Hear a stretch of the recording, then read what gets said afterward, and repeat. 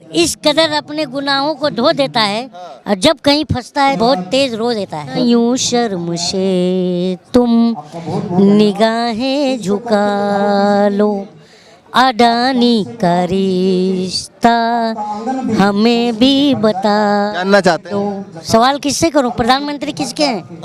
हमारे हैं ना। सवाल मैं युगांडा के प्रधानमंत्री से थोड़ी करूं। पहलवान आंदोलन का आज 18वां दिन है और हमारे साथ कलीम शेख है जो कि मुंबई से आए हैं, लिखते भी हैं, गाते भी हैं। तो इनसे बातचीत करते हैं क्योंकि 1700 किलोमीटर से आके समर्थन देना कोई छोटी बात नहीं है। क्या कहना चाहेंगे, क्या सोचा और क्या दिमाग में चला जो आप 1700 किलोमीटर से यहाँ पे आए हैं?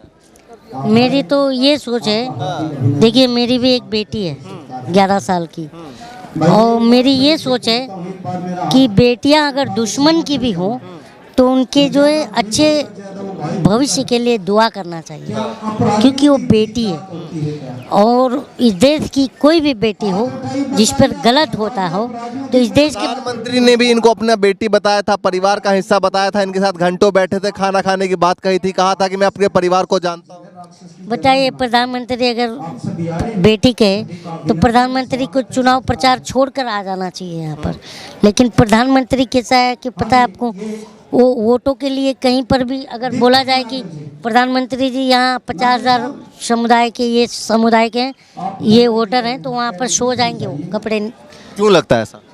मैंने देखा क्योंकि बनारस में जाके दलितों का पैर धोया था उन्होंने, और ऊना में जब दलित को मारा गया था और गोबर खिलाया गया था तब वो कहते थे कि तब वो उन्होंने कहा था मेरे दलित भाइयों को न मारो, मुझे गोली मार दो।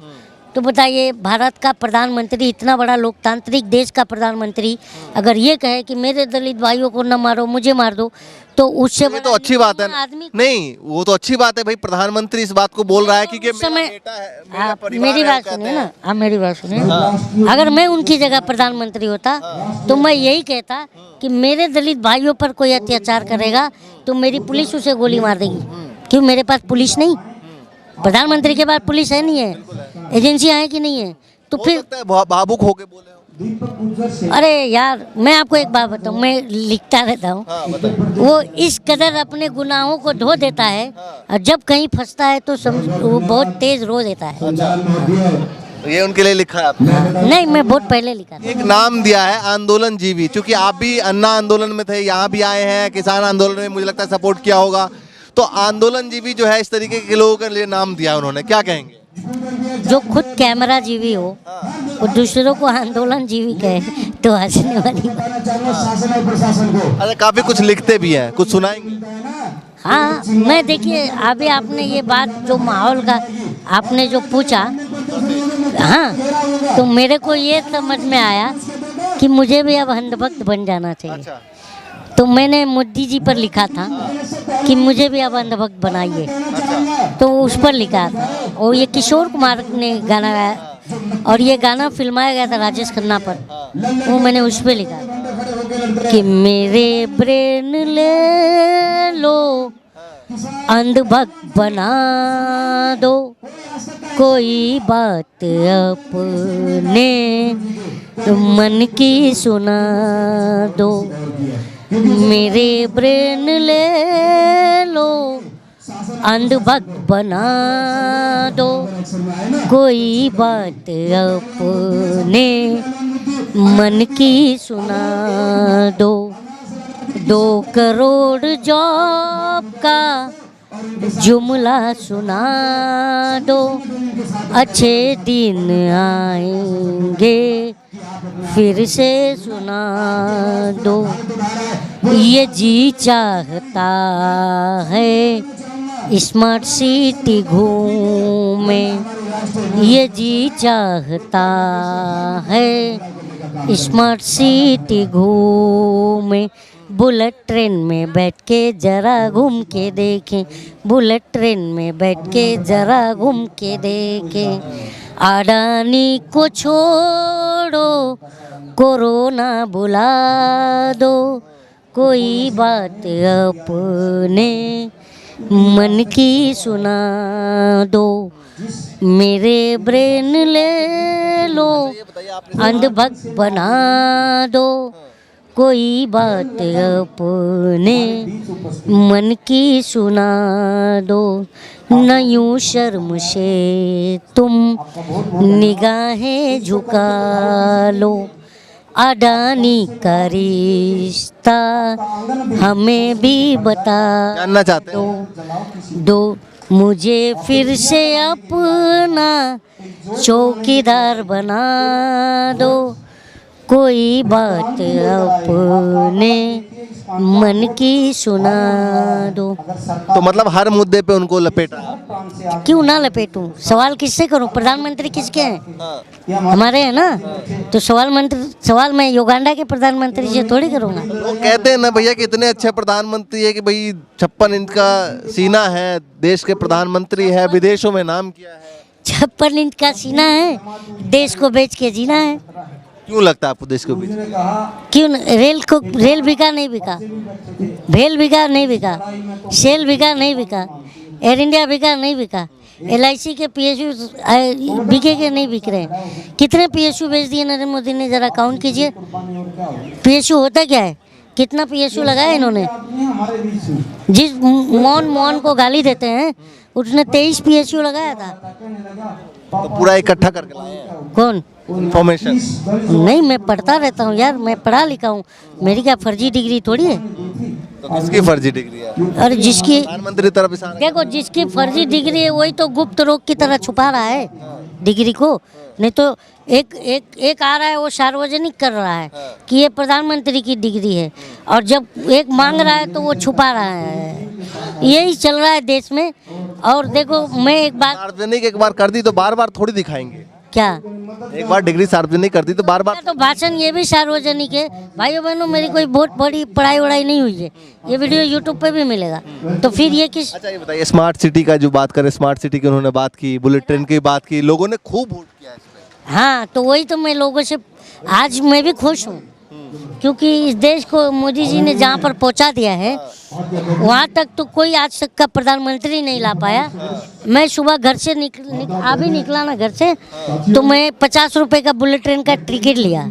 हाँ, और फिर मैं इधर जंतर मंतर के इधर कौन सा स्टेशन है वहाँ उतरा। फिर उसके बाद से मैंने मतलब हम लोग कुछ खाए तो उसे 1 रुपया दिया, तो उसने मुझे $3 दिया। हाँ, तो बुलेट ट्रेन में बैठ के घूमे।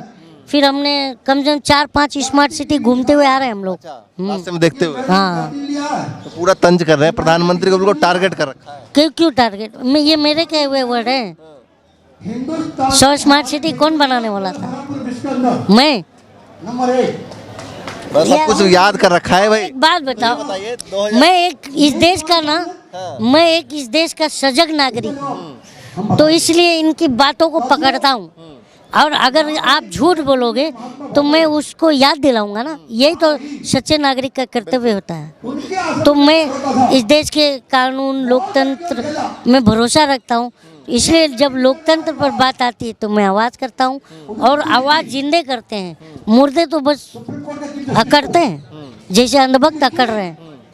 अच्छा, ये बताइए, आंदोलन का रुख जो है ना जाट बनाम राजपूत की जा रहा है, कैसे देखते हैं? आप मुझे कैसे देखते हैं? मैं मुस्लिम हूँ, अब मैं इनके पास आया हूँ, तो कैसे जाट आंदोलन हो गया फिर? नहीं, मैं जाट आंदोलन कह नहीं रहा, मैं कह रहा हूँ कि जाट बनाम राजपूत की लड़ाई बताते हैं।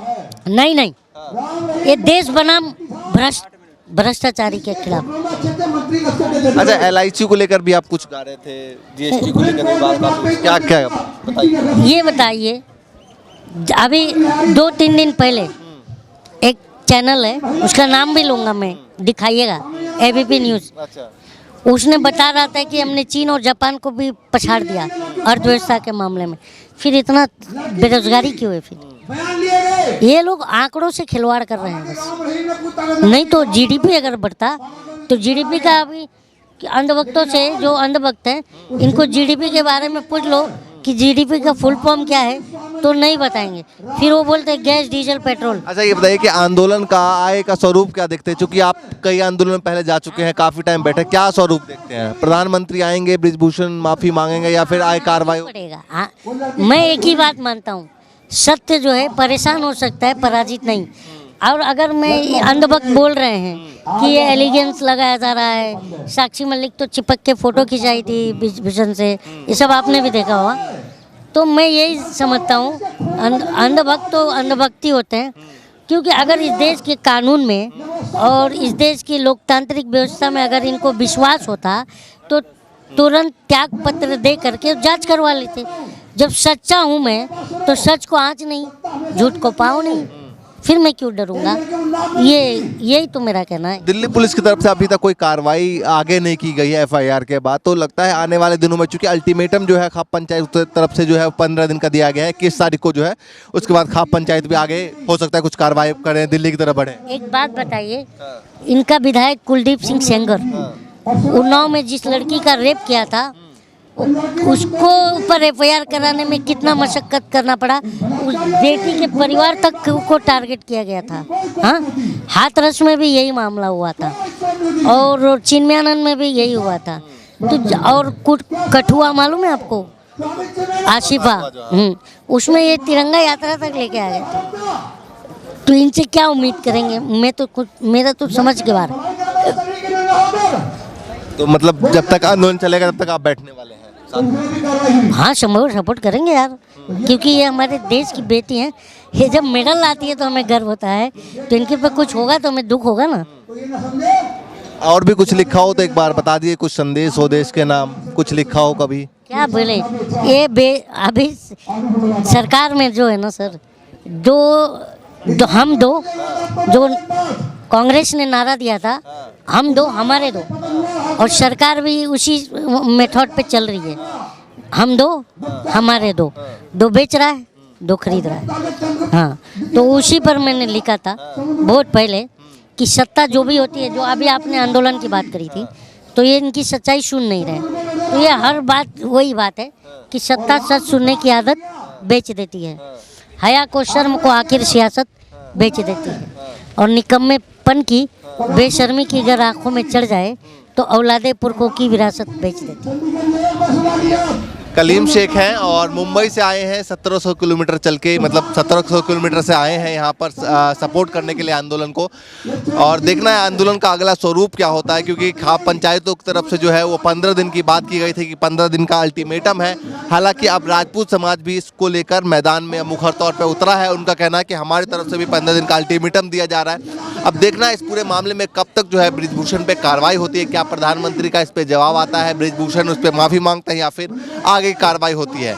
जो भी अपडेट होगा लगातार आप तक पहुंचाते रहेंगे। फिलहाल के लिए